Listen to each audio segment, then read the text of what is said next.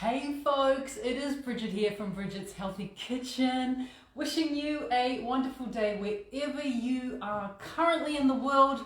I hope you're well and I hope you are staying safe. Thank you for joining me in the kitchen today. We have a fabulous class, and I'm saying it's fabulous because you told me how fabulous it is.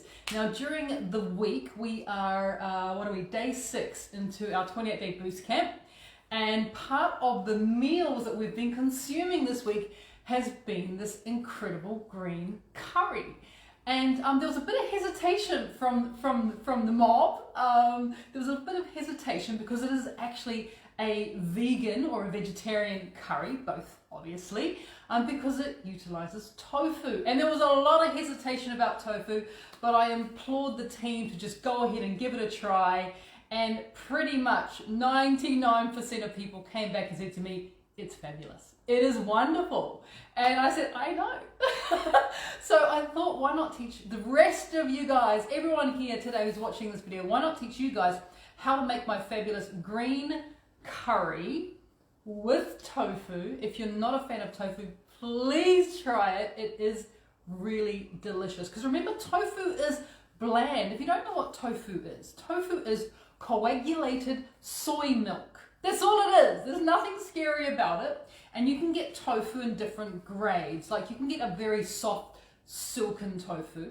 You can get a harder tofu. The tofu that I'm using today is a very extra firm tofu, which is one that you want, especially because it's going into a curry, so you want it to hold its shape. And tofu doesn't taste like much.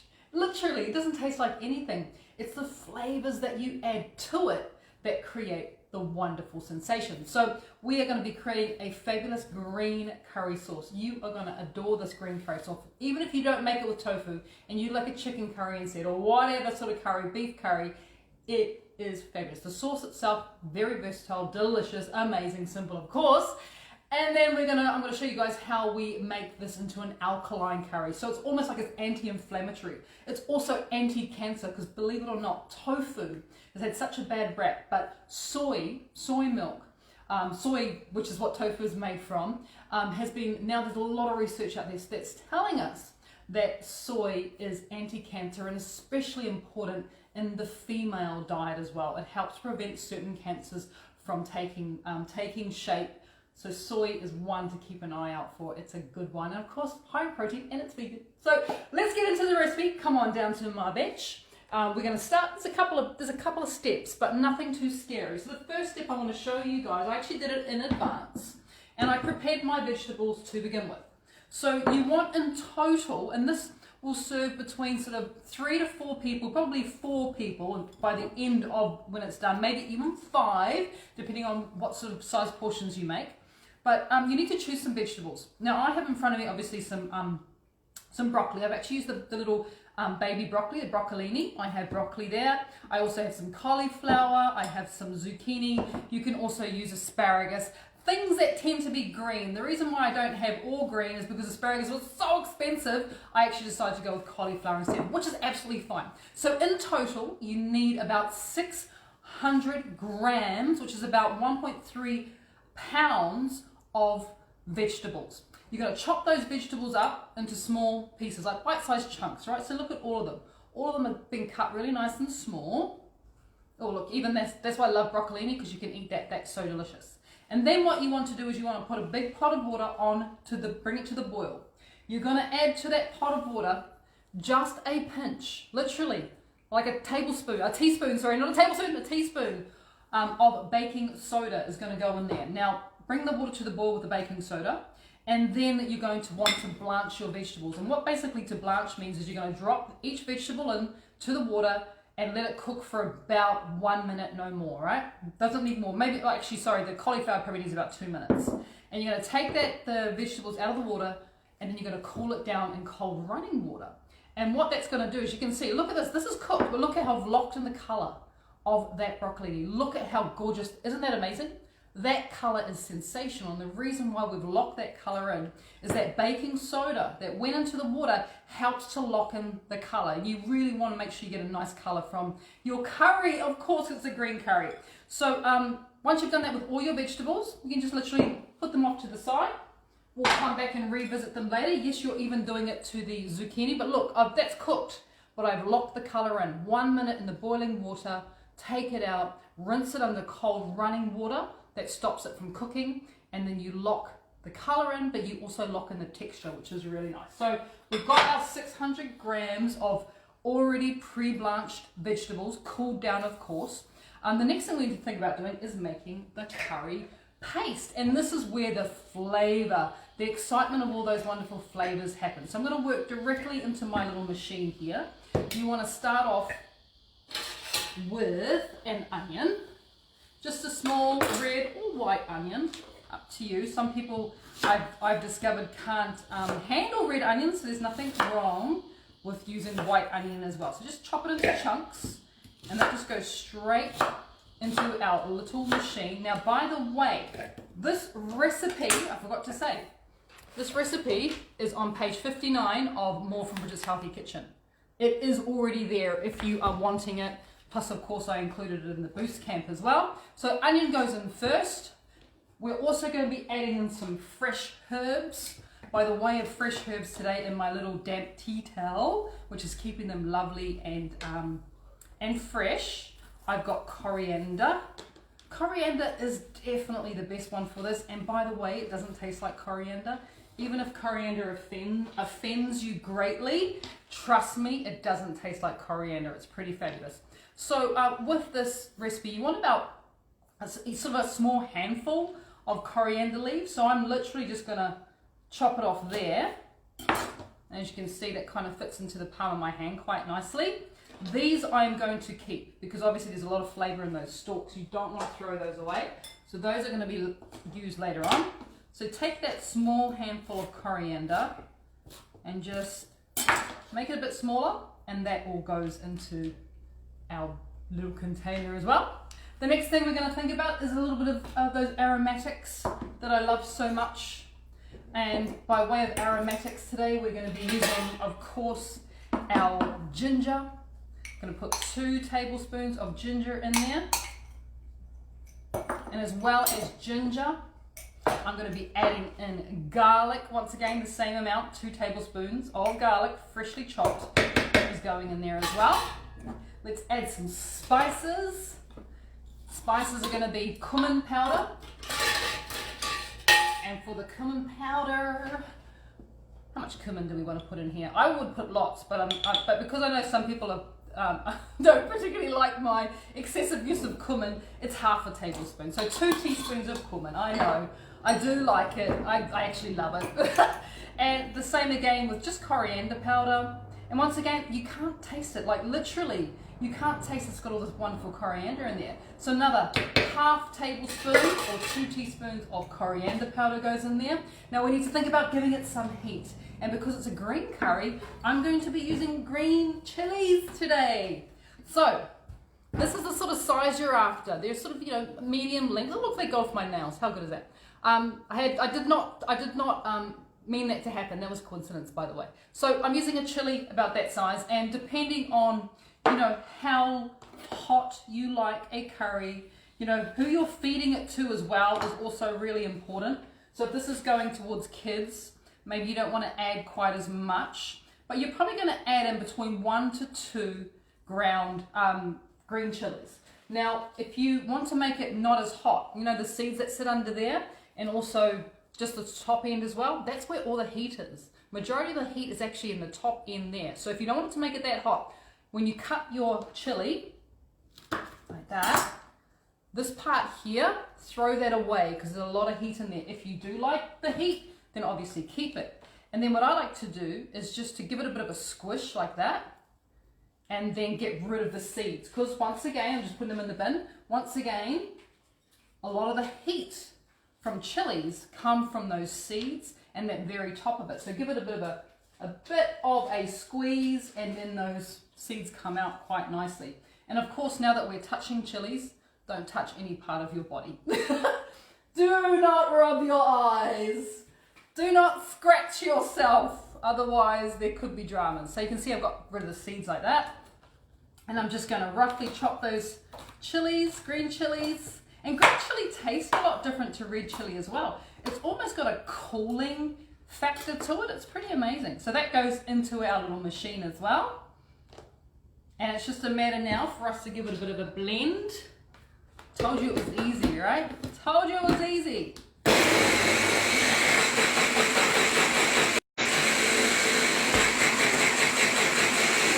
It may need a shake. It will definitely require a bit of a spatula just to push all the ingredients down so it gets evenly blended. And this is one of those recipes, by the way, that you can make this chili paste in advance and, you know, store it in the fridge, or you can even freeze it as well, and it lasts for about 3 months in the freezer. But you can store this in your fridge for about 2 weeks if you wanted to too.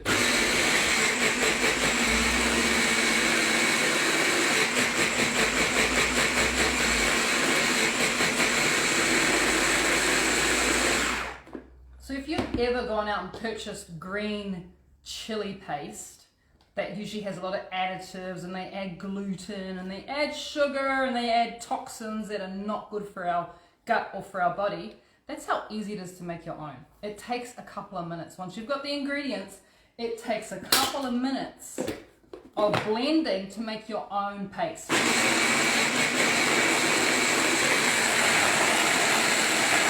I sort of want to show you how it's getting quite loose now, which is what you're after.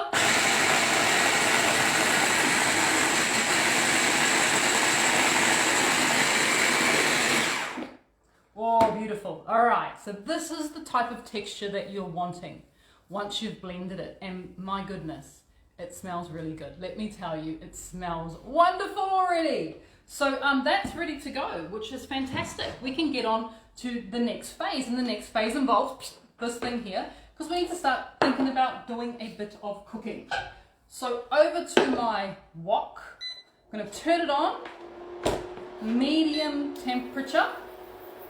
And then into the wok, or a large pot, doesn't have to be a wok, but obviously a wok, you've got a lovely big surface area to work with, which is nice. I got a fresh batch of sticky sauce. Just made it, it's so warm. Oh, lovely, isn't it? It's a good Saturday when you know you've got sticky sauce, freshly made, and it's about to cool down and go into the fridge. So we want to add some sticky sauce to a hot pan. 2 tablespoons of that wonderful aromatic sticky sauce. And once that is in there, we're going to add all the paste in. Add it all in, and it goes. So what is going to be happening now, what's happening now is that paste is beginning to fry. It's going to begin to cook. And as it does that action, those spices, that chili, those flavors are going to start to develop. So, as I said, do this all on medium to high heat. Keep an eye on it. Keep on sort of going back and giving it a bit of a stir. Really important that you give it a bit of a stir. You don't want it to burn.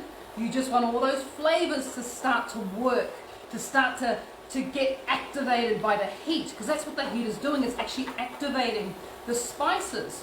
So it is increasing the flavor. So keep this up, you know, for a couple of minutes, at least 2 minutes. While that's happening, let's deal with the tofu, because that's kind of like the last thing we need to chop. So with the tofu, you need about 400 grams, which is about 14 ounces. And remember, it's the hard, extra firm tofu. And what you want to do, I'm just going to push it over there so you can see. What you want to do, where's my knife? Here it is you want to cut it like you cut the vegetables into these bite-sized chunks. Nothing too small, nothing too big, something along the lines of that. That's perfect. So chop up your tofu. And don't be afraid now of tofu. I think tofu is wonderful. In fact, I've got more tofu recipes coming your way just to prove how delicious it is. Because it's such a nice way to get, you know, a different type of food into your diet. And remember, when it comes to our diet and our gut bacteria, our gut microbiome like to have lots of different food, lots of diversity. This adds diversity into your diet, so don't be scared of it. So let this paste kind of do its thing. let it, oh, come closer, you can see, you can watch now. Let it do its thing, like I said, but without burning, without sort of, you know, you don't want to add too much colour to it. But this step, very, very important for the overall fragrance that you're going to create from this amazing curry. So kind of keep it going, a couple of minutes. And then the next thing that we want to add, of course, we want to make it into a bit of a sauce. And the way that we're going to do that is with coconut milk. So you want to add about 400 mils of full-fat coconut milk. If you don't want to add coconut milk, you could also add a stock like kombu stock or vegetable stock right now. But of course, that 400 mils of coconut milk is going to make this pretty delicious. So give it a bit of a stir. And you can see the colour coming together now. And then you're like, oh, now it's green. Give it a bit of a stir. And, you know, this is such a good quality coconut milk. Normally what I would say is, you know, let it cook for a couple of minutes so it can thicken. But as you can see, it's already lovely and thick. It's such a nice curry sauce already. All I'm going to do now is finish it off. So that's easy. We finish it off by, well, let's add this one first. We're going to add in our tofu. Straight in it goes into our lovely pot of goodness. Oh, yum. I'm so excited. All right, zucchini. Let's put them in as well. Adding in all that fiber.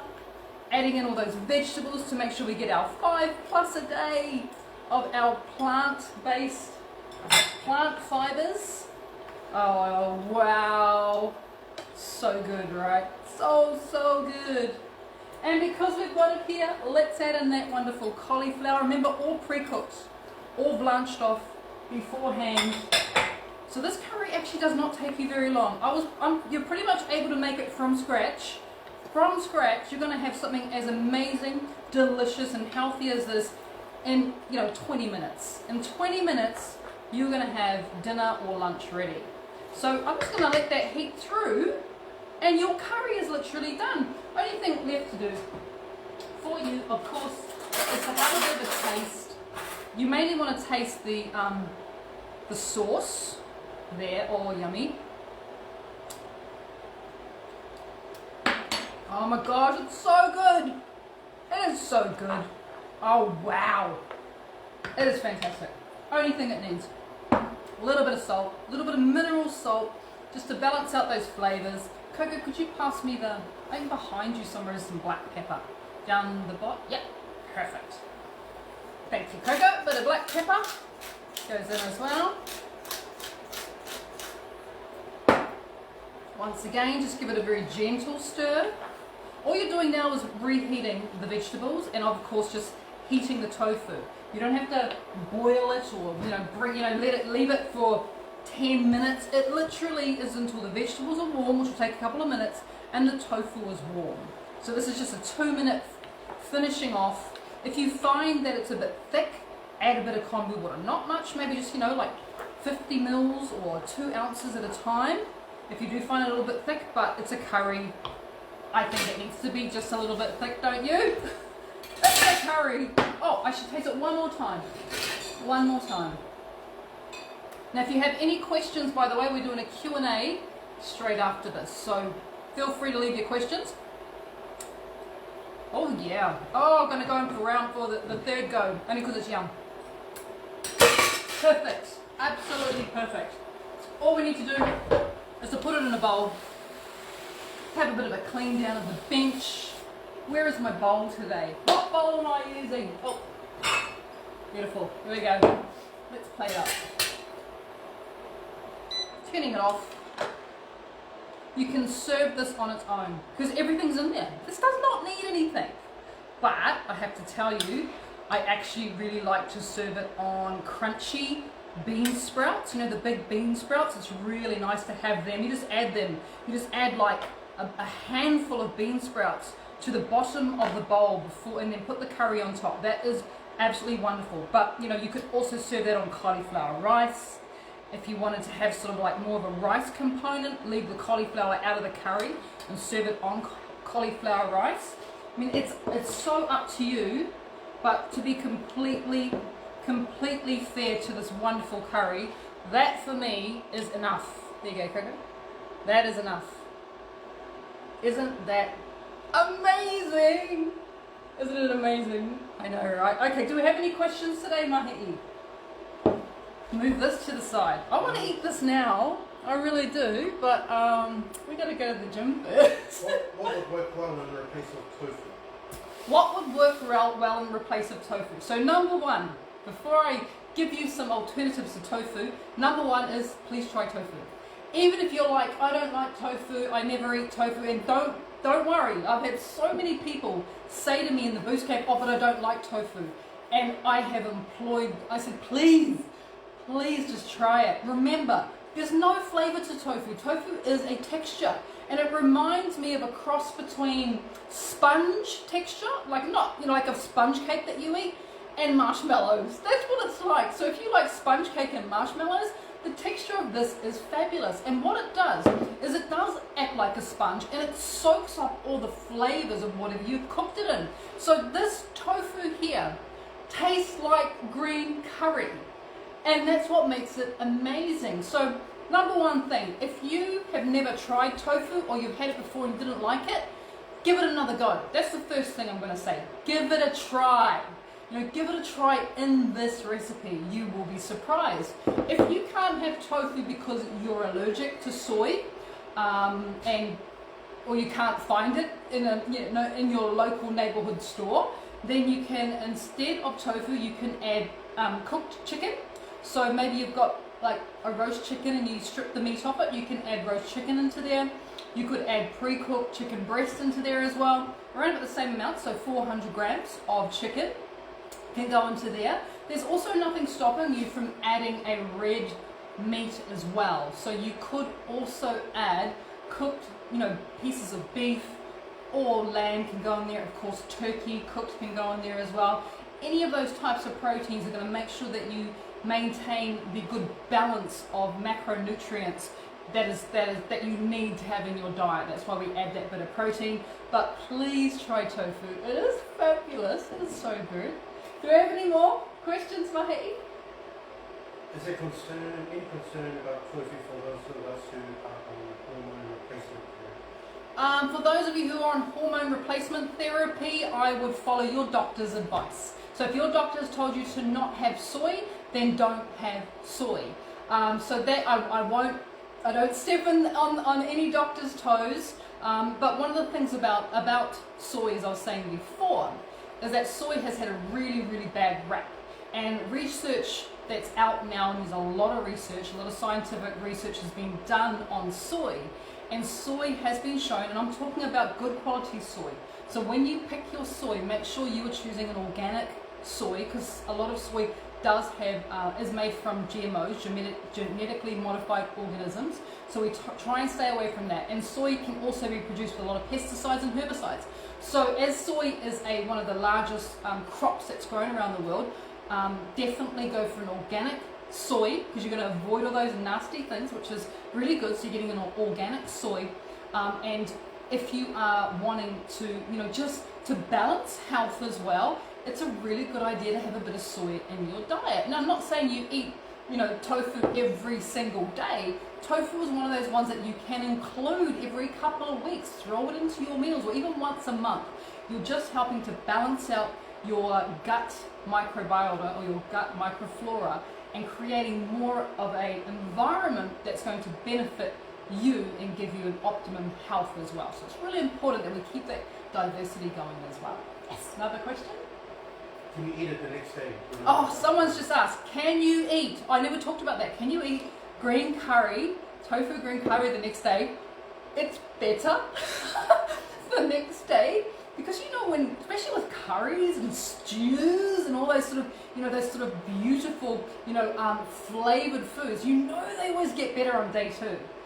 This curry gets better on day 2, so the flavors improve. So yes, you can eat it on day 2, you can eat it on day 3. In fact, store it in your refrigerator in a covered container, and it will last in there for 4 to 5 days, especially because this version, there's no animal products in there. So, you can store it in the fridge. does freeze. It's not as nice when it's, you know, defrosted, when it's been frozen, I have to say. So what I would suggest you do, if you want to freeze something, freeze the paste and then just finish the curry off when you're ready. Because the paste, if you've got the paste frozen in your freezer, all you're doing is adding blanched vegetables, which take a minute to blanch. You're adding coconut milk and you're heating things up in a pot. So it will take you less than 10 minutes to create something fabulous and something that's going to feel like it's really fresh as well, because you're just taking out the frozen paste and you're mixing it through and you're heating it up. So I would definitely look at that as well. But like I said, it lasts at least 5 days in your refrigerator. And you know, because you have pre-blanched and locked in the color of the vegetables, I also find that the colors are still nice and vibrant. Even after a couple of days in your fridge, those colors are still lovely. And you know, we eat with our eyes. It's gonna look good as well, right? So really important when you are going through that process of blanching your vegetables and boiling water. Remember, 1 to 2 teaspoons in a big pot of water of baking soda locks in the color. And the other thing that locks in the color is after that minute of blanching the vegetables, and you quickly take it out of the hot water and you allow it to cool. I put it into cold running water instantly. You don't let it sit on the bench. You actually do it quite quickly, and you it's called refreshing. And what that does is it stops the vegetables from continuing to cook.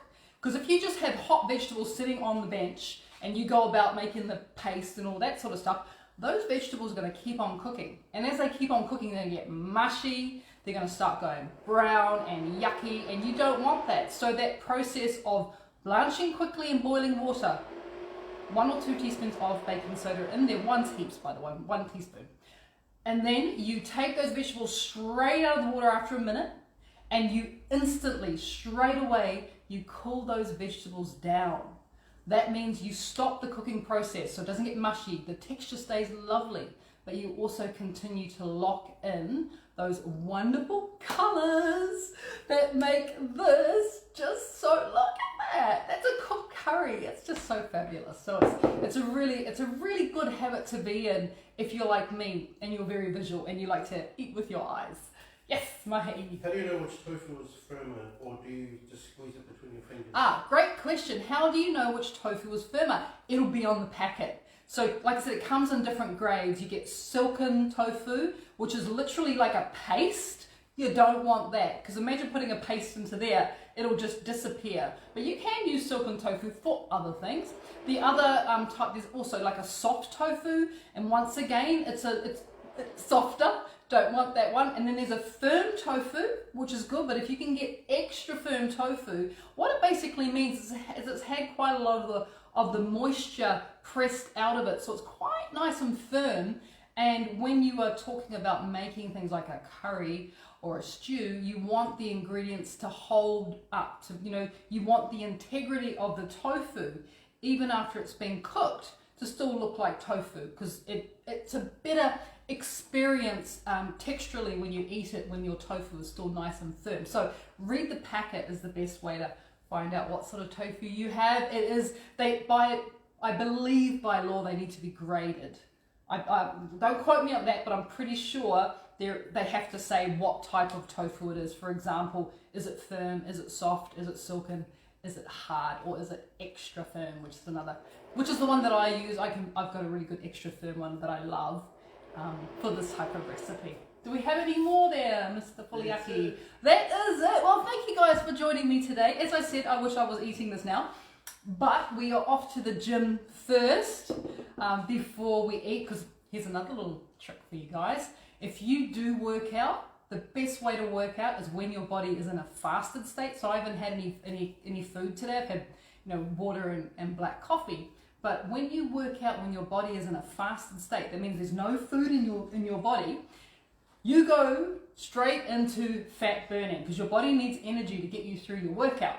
So it's going to utilize fat as energy. Now, if you've eaten something and then you go to the gym, not as ideal, because what then happens is your body uses the energy from the food you've consumed. It always goes like to the top of the list of what energy source your body's going to use. And if you've eaten, it'll use your body has converted the food into glucose, and that's what you're going to be using. And if you really want to burn fat, then you should go to the gym in a fasted state. Hence why I will be not eating this right now, but it's going to go into the fridge for us to have it another time. So thank you very much for joining me. Hope you've enjoyed today's episode. We have got lots of cooking coming up. I'm so excited. I have got a recipe that you guys, I've been working on it for a couple of weeks to get right for you. I've got a recipe coming up next week that is probably the most requested recipe for me to convert to healthy. I'm not going to tell you what it is just yet. I'm going to tease you and leave you. So take care, guys. Enjoy today. Be safe, be well, and keep being healthy. Take care. Bye.